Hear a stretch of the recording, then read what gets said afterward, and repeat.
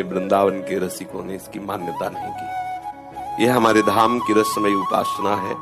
ये लोक व्यवहार में सूर्य ग्रहण चंद्र ग्रहण पड़ता है, हम धामवासी प्रिया प्रीतम के उपासी हैं। न तद्भासते सूर्यो न शशांको न पावका यद गत्वा न निवर्तन्ते तद धाम परमम मम। हमारे यहाँ रोज सूर्य ग्रहण होता है, चंद्र ग्रहण होता है, हर समय होता है। सांवली भुजाओं में गोरी प्रिया का आलिंगन होता है, प्रतिपल होता रहता है। हमारे यहाँ सेवक जी कहते हैं, तहां न ग्रहण लगन के वेद, तहां को दिन दिन कछु नहीं, नहीं सुबह शुभ मान अपमान, नहीं अनत भ्रम कपट सयान, स्नान क्रिया जप तप नहीं, ज्ञान ध्यान तहां सकल प्रयास, सुनो रसिक हरिवंश विलास, श्री हरिवंश से गायो राधा वल्लभ श्री हरिवंश। दूसरा कुछ नहीं, प्रिया प्रीतम रस में आनंद मगन हो जाओ। ये सब एक सिद्धांत है। तो एक सिद्धांत दूसरे सिद्धांत के लिए आवश्यक नहीं है कि वो आवश्यक हो। अगर कह दे ऐसा होना आवश्यक, तो आप उदाहरण देख लीजिए महापुरुषों। हमारा सिद्धांत हमारी प्यारी जो और प्यारे जो के सिवा दूसरा कुछ है नहीं।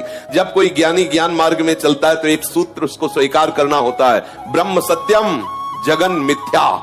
केवल सत्य है ब्रह्म, संपूर्ण संसार मिथ्या है। अब बोलो कहां ग्रहण है, कहां नक्षत्र है, कहां दिन है, कहां वार है, कहां तिथि है।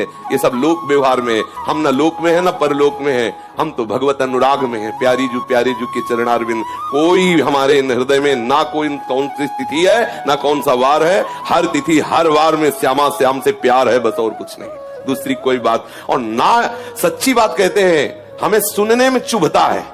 ओ आज ग्रहण है, पर्दा लगा दो। ऐसा क्यों पर्दा लगा दे? किसका ग्रहण? कौन ऐसा ग्रहण में ऐसा नक्षत्र है वो सवा है जो हमारी प्यारे जू तक पहुंच सके, प्यारे जू की उपासना को रुकवा दे? नहीं नहीं, कोई भी ग्रह ऐसा नहीं है जो इतना बलवान हो कि हमारे श्याम सुंदर और लाडली जू के विलास में लग जाए। ऐसा है किसी के? अरे कुछ नहीं। हरिवंश महाप्रभु ने दोस्त में कहा है, जब आप स्फुटवाणी को पढ़ो तो स्फुटवाणी में लिखा है ना, द्वादश चंद्र कृत स्थल मंगल बुद्ध विरुद्ध सुर गुरु बंको यदि दशम भवन भृगु सुत मंद सुकेतु जन्म के अंक अष्टम राहु चतुर्थ दिवामणि तो हरिवंश करत न संको जो पे कृष्ण चरण मन अर्पित तो करी है का नवग्रह रंक। ये बेचारे गरीब नवग्रह क्या कर सकते हैं? रंक बेचारे गरीब नवग्रह क्या कर सकते हैं?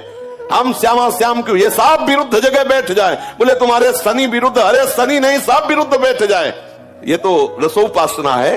श्री तुलसीदास जी कहते, जानकी नाथ सहाय करे तब कौनो बिगाड़ी सके नर तेरो। उसमें एक पंक्ति, शुक्र शनिचर राहु केतु सब वही है क्षण में तेरो चेरो। जानकी नाथ सहाय करे तब कौन बिगाड़ इसमें करे जो पे कृष्ण चरण मन अर्पित। और यहाँ महाप्रभु कृष्ण चरण, और जहां कृष्ण जिन चरणों में अर्पित है हम उनकी उपासना में मगन। श्री राधा जुग चरण निवास। सब ग्रह नक्षत्र अनुकूल हो, भानु दशम जन्म निशापति मंगल बुद्ध शिवस्त लली के। जो गुरु होए धर्म भवन की तो भृगुनंद सुमंद नवी के।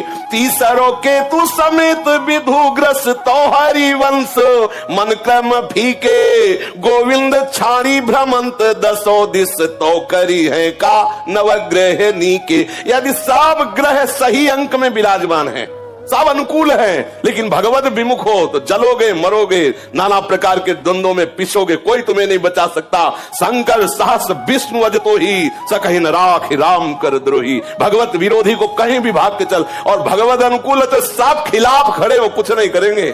जो भी होगा सब मंगल ही मंगल होगा। मंगल भवन का आश्रय लिए। ये तो हुई असाधारण बात। हम निकुंज उपासक हैं, प्यारे जू के जहां सूर्य चंद्र ही का प्रवेश नहीं तो ग्रहण की क्या बात है?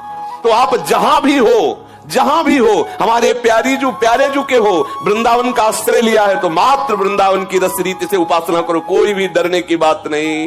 जो आचार्य कह रहे हैं, जो महापुरुष कह रहे हैं, हमें उसी के अनुसार चलना चाहिए। हमारी उपासना में ग्रहण नक्षत्र तिथि वार ये सब एक तरफ रख दिए गए। रोज मंगला से शयन से मंगला, केवल प्यारी जू और प्यारे जू, दूसरा कोई गान नहीं, दूसरा कोई चिंतन नहीं। और इससे बढ़कर कोई रस पद्धति नहीं, इससे बढ़कर कोई सिद्धि नहीं, इससे बढ़कर कोई महामहिमा में आनंद नहीं है।